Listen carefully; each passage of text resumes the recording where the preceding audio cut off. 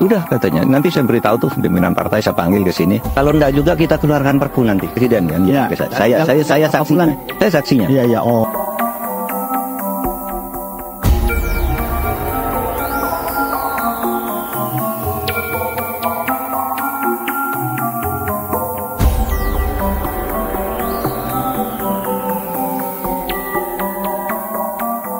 Nah kan, kalau kita melihat dari pengakuan Pak Mahfud MD di sini, semuanya terang benderang ya saat ini.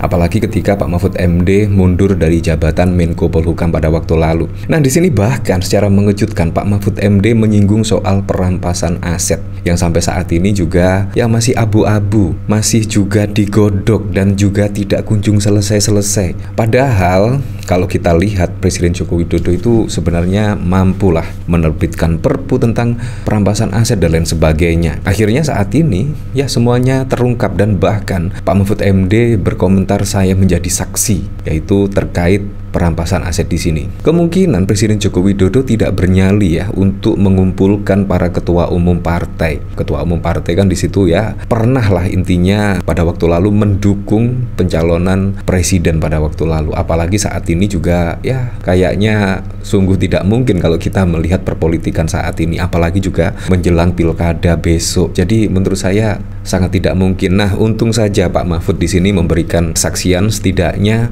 ya kemungkinan Presiden Joko Widodo lah yang tidak bernyali untuk mengundang para ketua umum parpol, setidaknya membicarakan tentang perampasan aset di sini. Jadi kebongkar nih siapa yang tidak berani mengeluarkan perpu perampasan aset yang selama ini banyak menyalahkan ketua umum partai dan anggota Dewan Perwakilan Rakyat. Nah, memang pada waktu lalu yang digadang-gadang RUU perampasan aset juga digodok oleh DPR dan juga tidak rampung-rampung dan bahkan juga menyalahkan ketua umum parpol yang tidak berani untuk mengeluarkan perpu perampasan aset dan lain sebagainya. Tetapi ternyata saat ini juga sudah terungkap. Seperti ini video dari Pak Mahfud MD ketika diwawancara. Menurut Pak Bambang Pacul itu terserah ketua partai. Kalau ketua partai kan Bapak yang manggil, seharusnya saya bilang, oh ya nanti saya panggil. Bahkan ini yang agak yang surprise saya. Udah katanya, nanti saya beritahu tuh pimpinan partai, saya panggil ke sini. Kalau enggak juga kita keluarkan perpu nanti presiden kan. Ya, saya saksinya. Saya saksinya. Iya, iya. Oh. Presiden tegas kalau dalam hal itu, tapi nggak tahu sekarang kalau tegasnya berubah lagi, nggak tahu. Nah, jadi kalau tidak ada ujungnya, kalau tidak selesai tentang perampasan aset RUU di sini, maka Presiden Joko Widodo akan mengeluarkan perpu. Nah, akhirnya terjawab sudah ya, yang tidak bernyali itu siapa ya dari pengakuan Pak Mahfud MD di sini. Nah, saya penasaran ya, kira-kira komentarnya seperti apa ya ketika Pak Mahfud memberi kesaksian tentang RUU perampasan aset. Di sini pemburu celeng. Kalau disiahkan banyak yang kena di sekeliling Mugidi. Ya, bisa jadi. Apalagi kalau kita lihat dari kementerian, bahkan banyak sekali kasus-kasus korupsi ya, seperti SYL, seperti Johnny G. Plate, dan bahkan juga masih banyak lagi. Dari PDI juga ada, dari Golkar juga ada, dan pada waktu lalu dari Gerindra kalau tidak salah, yaitu Kementerian Kelautan dan Perikanan, dan masih banyak lagi. Kemungkinan kalau ada RUU perampasan aset ya kemungkinan bisa menjadi efek jera lah bagi para pejabat negara untuk melakukan tindak pidana korupsi. Jadi bisa berpikir-pikir lagi ya untuk melakukan tindakan tersebut. Dari Faid Hussein, cuma Pak Mahfud yang tahu semua borok-boroknya dan para menterinya. Makanya Pak Mahfud kelihatan sangat kesel sekali lihat Joko. Nah, tertipu lagi, Pak Mahfud udah teruji. Indonesia hebat. Yang paling khawatir undang-undang perampasan aset mestinya bukan politisi tapi oknum-oknum birokrasi. Politisi bisa korupsi jika difasilitasi birokrasi, tidak sebaliknya. Karena 100% eksekusi APBN kewenangan birokrasi, kasus-kasus oknum, bea cukai, pajak, BPK dan lain-lain, birokrat bisa korupsi tanpa politisi. Di sini dari Bro, ternyata emang ya seperti itulah.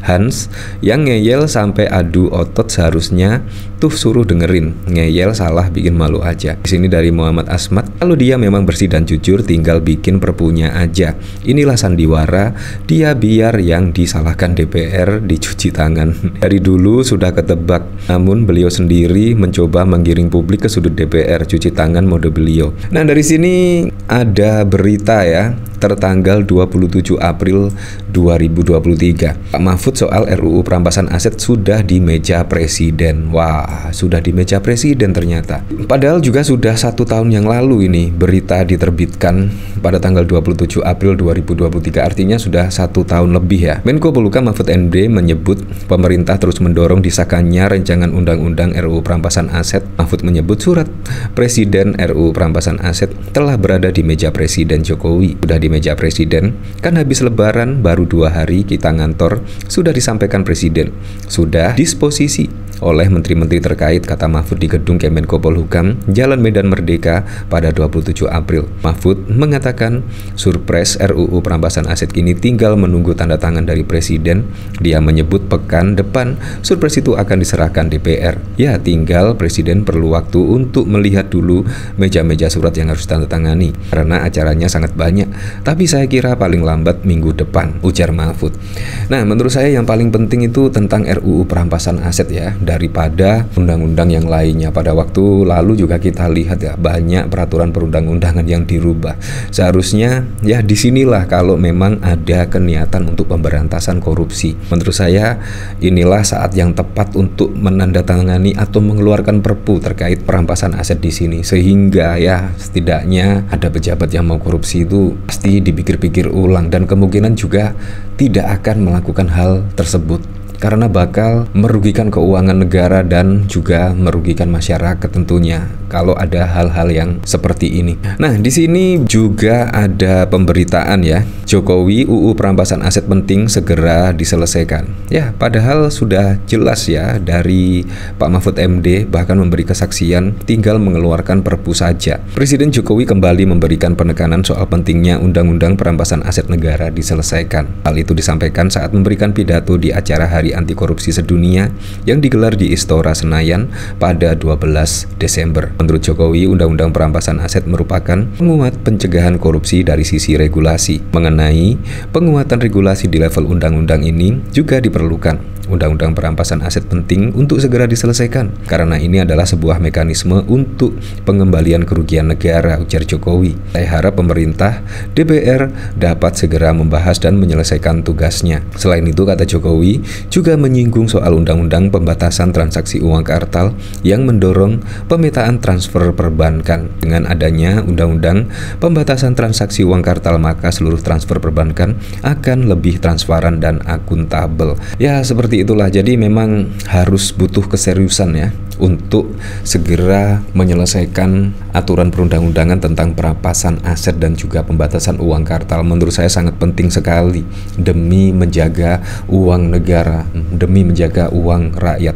Apalagi juga kalau kita lihat dari pemasukan negara ya, yang lebih besar itu adalah dari pajak. Menurut saya mayoritas adalah uang dari rakyat. Seharusnya juga dijaga dengan sepenuh hati. Jangan sampai ada pejabat yang mengkorupsi uang tersebut. Lebih baik secepatnya saja Presiden Joko Widodo mengeluarkan perpu karena juga di akhir masa jabatan ya. Kemungkinan akan berpikir-pikir lagi lah karena juga akan mendekati Pilkada serentak 2024. Tentunya itu akan berpengaruh pada tidaknya elektabilitas kepada Ketua Umum Parpol tentunya. Ya, tapi saya berharaplah semoga saja besok di bawah pemerintahan Pak Prabowo Gibran setidaknya bisa meneruskan RUU Perampasan Aset bisa diselesaikan dan semoga saja di bawah kepemimpinan Pak Prabowo Gibran bisa merealisasikan semua program dan janji-janji kampanyenya sehingga bisa dirasakan manfaatnya langsung oleh masyarakat.